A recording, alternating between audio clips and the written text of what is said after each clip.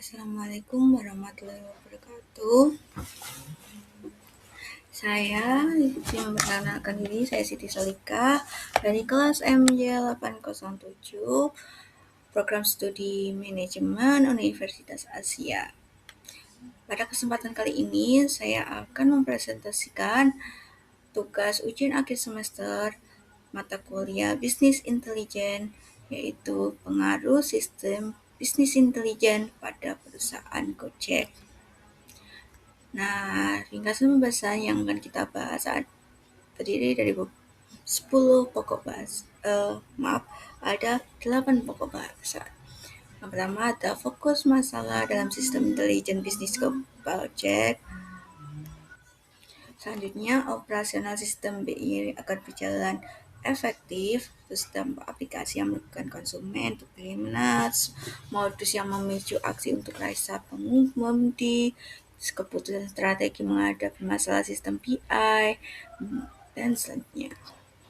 Nah, yang pertama tadi fokus masalah sistem intelijen bisnis bisnis Gojek. Nah, Gojek memproses data dalam volume besar setiap hari dari berbagai lini bisnis seperti transportasi, GoFood, GoBuy, dan layanan on-demand lainnya. Nah, integrasi data lintas layanan belum sepenuhnya optimal, sehingga pengambilan keputusan lintas unit bisnis kerap berjalan lambat. Efisiensi operasional seperti alokasi driver, penentuan rute, dan waktu tunggu masih menjadi tantangan meski sistem BI sudah diterapkan. Perubahan dituntut merespon perubahan permintaan pasar secara cepat, sementara kapasitas analitik belum sepenuhnya mendukung keputusan real time. Jadi, inti masalahnya adalah bagaimana BI berperan mendukung keputusan strategis dan operasional Gojek serta kendala yang dihadapi dalam penerapannya. Kemudian operasional sistem BI agar berjalan efektif ini yang pertama itu harus mengumpulkan data. Jadi data real time dari aplikasi konsumen, mitra pengemudi, merchant, dan transaksi pembayaran digital. Kemudian hasil selanjutnya yaitu diolah datanya, diproses melalui data warehouse dan pipeline analitik agar siap dianalisis dan disajikan. Kemudian menyajikan insight, hasil analisis tadi ditampilkan lewat dashboard. Jadi untuk mengambil keputusan yang cepat. Kemudian mencocokkan driver. Algoritma pencocokan driver sama penumpang yang berbasis lokasi, kecepatan, dan kondisi lalu lintasnya. Fase terakhir yaitu evaluasi yang berkelanjutan. Jadi dievaluasi performa model dan validasi akurasi data sebagai kunci efektivitas sistem BI. Nah, dalam aplikasi yang merugikan konsumen itu kadang skema promo dan diskon itu yang suka berubah-ubah.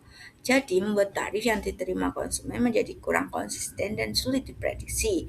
Terus ketergantungan pada algoritma penentuan tarif dan estimasi waktu tempuh ini kurang akurat. Terus minimnya transparansi mengenai cara data pengguna diproses dapat menimbulkan keraguan terkait privasi konsumen.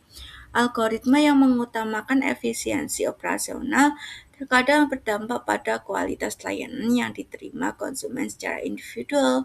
Jadi risiko utama di sini itu konsumen menghadapi tarif yang nggak konsisten. Terus kurangnya transparansi atas pemanfaatan privasinya mereka. Kemudian modus yang memicu aksi unjuk rasa pengemudi. Nah, ini tuh kadang algoritma penentuan order ini kurang transparan. Terus skema promo pengguna dan potongan tarif yang tinggi. Jadi yang diterima oleh pengemudi itu jadi kecil. Terus skema insentif dan bonus berbasis target jumlah order ini dinilai memberatkan karena suka berubah-ubah. Terus model kerja berbasis piece rate, jadi dibayarnya itu per order bukan per jam. Jadi pemicu utama pada masalah ini yaitu ketidakjelasan aturan main, mendorong pengemudi menuntut transparansi algoritma, serta penyesuaian tarif dan skema insentif. Nah, keputusan strategi menghadapi masalah sistem BI ini yaitu membuka dialog dan komunikasi dengan asosiasi pengemudi, untuk merespon keluhan terkait algoritma dan skema insentif, melakukan penyesuaian kebijakan tarif dan skema bonus secara berkala berdasarkan evaluasi data dan masukan dari lapangan. Terus memperkuat tata kelola data dan governance BI. Jadi keputusannya itu biar berbasis algoritma lebih terukur. Terus meningkatkan transparansi kebijakan tarif kepada mitra, meski detail teknis algoritma tetap dijaga sebagai rahasia dagang perusahaan. Jadi intinya di sini itu menyeimbangkan tiga pihak antara perusahaan, mitra pengemudi, dan konsumen.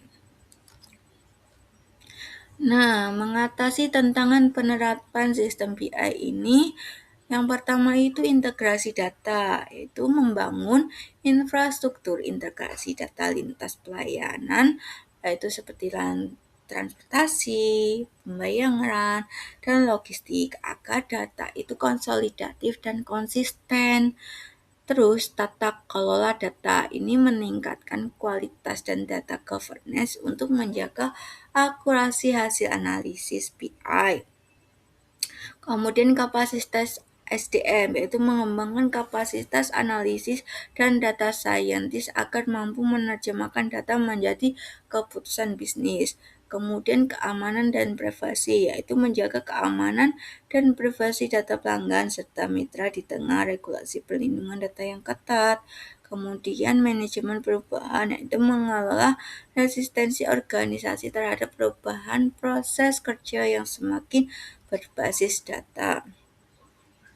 Nah, pengembangan usaha Gojek ke depan dengan sistem BI ini memanfaatkan BI untuk personalisasi layanan, terus mengembangkan prediksi permintaan untuk mendukung perluasan layanan ke wilayah-wilayah baru, jadi di-expand.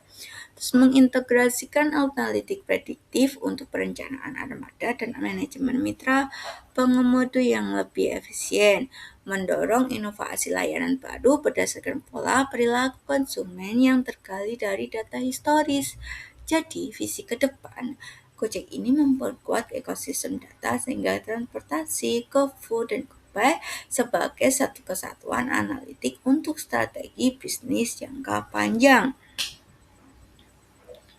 Nah, solusi terbaik atas permasalahan sistem BI ini yaitu membangun mekanisme transparansi dan audit algoritma yang melibatkan pihak independen agar keputusan sistem BI dapat dipertanggungjawabkan.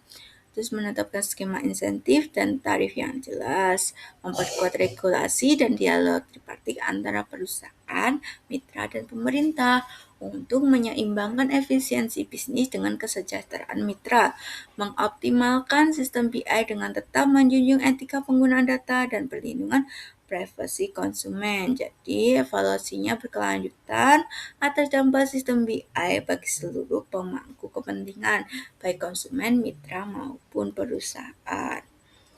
Nah, ini riwayat hidup singkat saya, data diri saya. Tadi nama saya Siti Solika dari kelas MJ 807, program studi manajemen Universitas Siber Asia. Nah, daftar pustakanya saya ambil dari Turban, dari tahun 2011, Decision Support and Business Intelligence System, Personal Education. Nah, demikian presentasi dari saya. Apabila ada kesalahan mohon dimaafkan. Apabila ada pertanyaan silakan tulis di kolom komentar. Akhir kata, wabillahi taufiq wal hidayah. Wassalamualaikum warahmatullahi wabarakatuh. Terima kasih.